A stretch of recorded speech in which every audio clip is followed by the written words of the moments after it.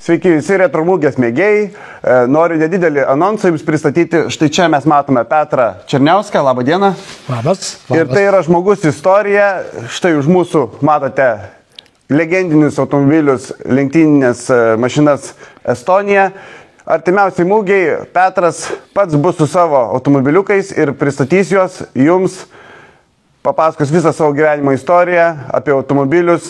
Manau, kad bus labai įdomu. Tai Petrai, sakykite, kiek metų, nuo kelintų metų maždaug lenktyniaujate? Nuo 70 metų. Va taip. Įsivaizduojat, kiek tai yra, koks žinių ir informacijos ir istorijų bagažas. Tad pasimatysime retromūgėje artimiausioje. Iki malonaus. Ačiū.